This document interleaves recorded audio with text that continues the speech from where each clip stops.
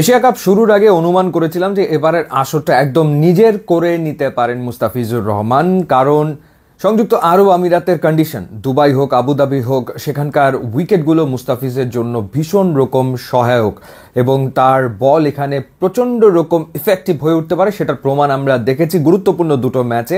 Super ফোরে শ্রীলঙ্কার বিপক্ষে যখন সে 20 রানে 3 উইকেট নিল এবং আফগানিস্তানের বিপক্ষে 28 রানে 3 উইকেট নিল, দুটোই ছিল তার ম্যাচ উইনিং পারফরমেন্স। এবং এখন পর্যন্ত মুস্তাফিজ 7 উইকেট নিয়েছেন। শ্রীলঙ্কার বিপক্ষে গ্রুপ পর্বের ম্যাচেও একটা উইকেট নিয়েছেন, সেই ম্যাচে তিনি 35 রান দিয়েছিলেন।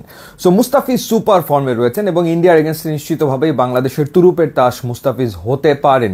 কিন্তু মুস্তাফিজকে ক্যাপ্টেন শ্রীলঙ্কার এগেনস্টে সুপার ফোরের ম্যাচে ব্যবহার করেছেন মূলত পাওয়ার প্লের পরে এবং ডেথ ওভার স্পেশালিস্ট হিসেবেই তাকে ব্যবহার করা হয়েছে। ইন্ডিয়ার এগেনস্টেও আসলে সেটাই করা হবে। সেই ক্ষেত্রে নতুন বলটা তাসকিন হাতে নিয়েছেন এবং তাসকিন এখন পর্যন্ত 5টা উইকেট নিয়েছেন।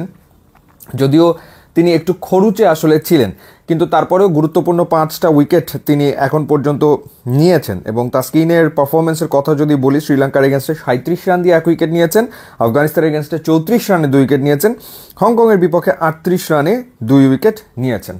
সো এখন পর্যন্ত 5টা উইকেট নিয়েছেন।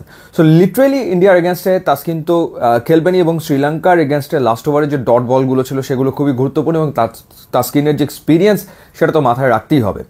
এখন কথা হচ্ছে যে এই দুজনের সাথে থার্ড পেসার হিসেবে কে খেলবে।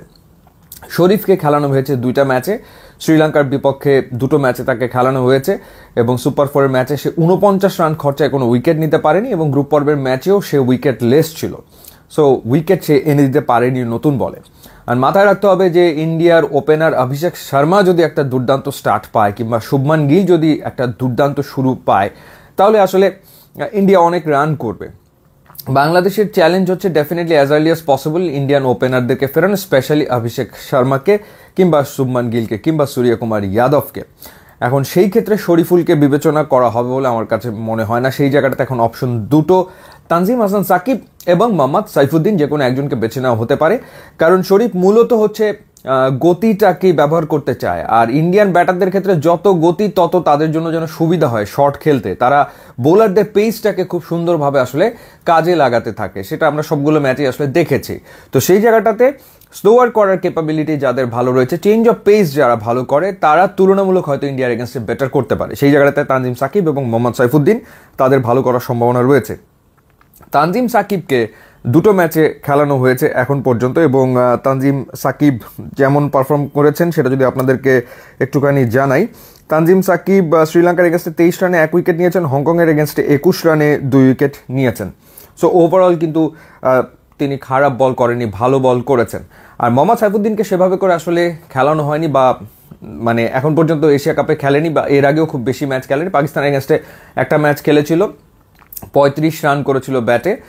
সুতরাং তার এই অলরাউন্ড ক্যাপাবিলিটির কথা হয়তো টিম ম্যানেজমেন্ট ভাবতে পারে, বাট আমার মনে হয় যে তানজিম সাকিবের যে এগ্রেশন এবং তার চেঞ্জ অফ পেসের যে কোয়ালিটি বা তার স্লোয়ার দেওয়ার ক্যাপাবিলিটি, সেটা মাথায় রেখে হয়তো তানজিম সাকিবের কথা ইন্ডিয়ার এগেনস্টে টিম ম্যানেজমেন্ট চিন্তা করবে অ্যাজ থার্ড সিমার এবং নতুন বলটা হয়তো বা তাসকিনের সাথে তানজিম সাকিব পাওয়ার প্লেতে শেয়ার করতে পারে।